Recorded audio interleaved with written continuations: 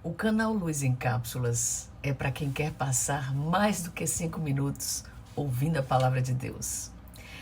E muita gente precisa de mais tempo com a palavra de Deus. Eu já faço conteúdos pequenos para as redes sociais, mas aqui no YouTube são devocionais mais longas à luz da Bíblia. E eu vou começar com o Evangelho de Mateus. Eu tenho muito material no meu canal para você ver. Mas hoje nós vamos falar sobre as curas necessárias para as nossas vidas. Mateus capítulo 8 já começa com Jesus cura um leproso. E ele tem a humildade de dizer assim: Senhor, se o Senhor quiser, o Senhor pode me curar e me deixar limpo. Eu acho impressionante a humildade desse leproso. Se o Senhor quiser. Porque se o Senhor não quiser, o Senhor continua sendo Deus. E essa submissão à soberania de Deus anda muito em falta conosco. A gente está sempre como criança birrenta, querendo exatamente como a gente quer as coisas. Mas quando a gente quer ser filho de Deus, a gente se submete a quem Deus quer que a gente seja. E Jesus diz a frase que todo mundo quer ouvir: eu quero. Fica limpo. Então nunca duvide que Deus quer curar você. Ele sempre está disposto a dar o melhor para você. Podem vir circunstâncias ruins. Pode ser que Satanás queira derrubar a tua certeza de que Deus te ama. Mas ele acabou de dizer aqui: sim, eu quero. Fica limpo. Essa é uma referência para nós. Porque a gente só conhece Deus através da sua palavra, através do seu Filho Jesus. E no mesmo instante, aquele homem foi curado da lepra. Logo em seguida, ele conta a história do oficial romano, demonstrando sua fé. Jesus chega em Cafarnaum e um oficial romano se aproxima dele. Ele diz: Senhor, o meu servo está de cama, paralisado e com dores terríveis. A primeira coisa que me chamou a atenção aqui é ele dizer: o meu servo está de cama. Um oficial que se preocupa com o seu servo. Isso é muito lindo de se ver e raro, não é verdade? Não era uma pessoa da família dele, era apenas um servo. E mesmo assim ele mostrou amor, não é? Jesus disse: eu vou até lá para curá-lo. E aquele homem mostra uma sensibilidade maior ainda.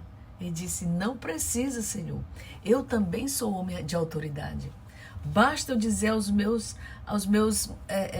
servos, né? Vá para lá, vá para cá, e eles vão.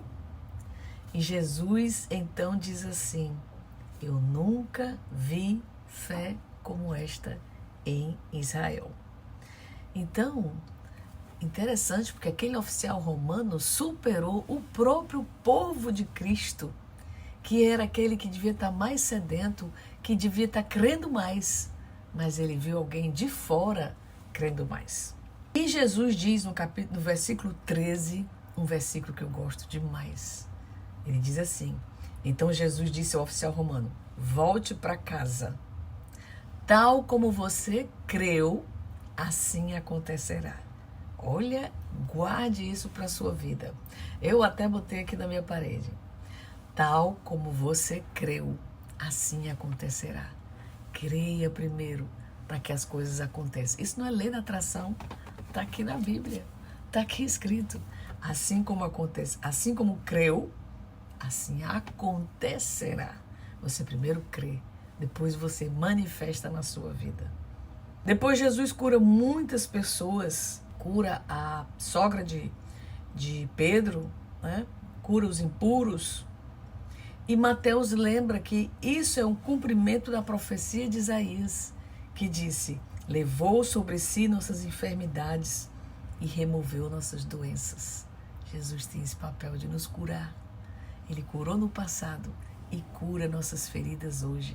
Feridas da alma, feridas físicas, feridas do coração. Deixe Jesus curar suas feridas. Essa é a palavra que eu tenho para dizer hoje para vocês. Um Jesus que cura. Depois disso, Jesus acalma a tempestade.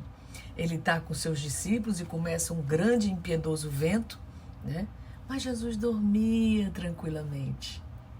Existe um conceito estoico dos filósofos, né? E principalmente de Sêneca, que quando a gente não consegue resolver uma situação, a gente relaxa, a gente aceita aquela situação.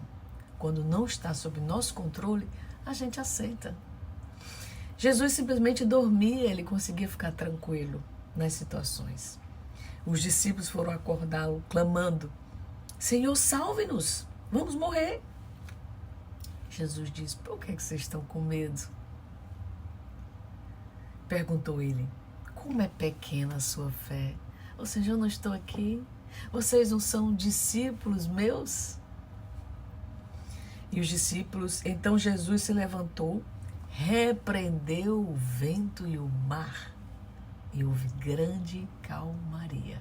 O vento e o mar são os problemas da nossa vida, são as circunstâncias que a gente não consegue controlar.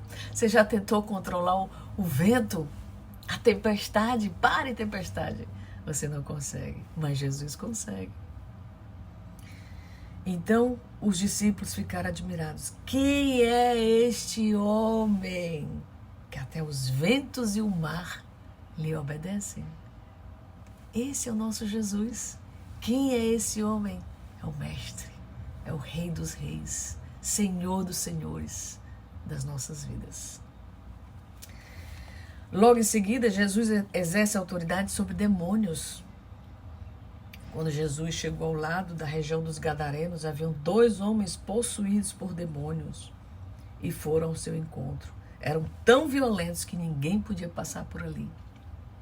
Eles começaram a gritar: por que vem nos importunar, Filho de Deus? Olha só, para quem eles se dirigiram? Jesus era a autoridade ali, Filho de Deus. Esse é o Jesus que nós cremos, o Filho de Deus, o Filho do Altíssimo. Por isso que nos nossos tempos hoje, a gente reduz muito. Jesus não era só um Espírito de luz, Jesus era o Filho de Deus. Então ele diz assim, os demônios: veio aqui para nos atormentar antes do tempo determinado. Ou seja, há um tempo determinado onde o terror dos demônios será eterno. Mas naquele momento eles perguntaram: veio aqui para nos atormentar antes do tempo? Porque Jesus tem autoridade sobre demônios também. A certa distância havia uma grande manada de porcos pastando. Então os demônios suplicaram.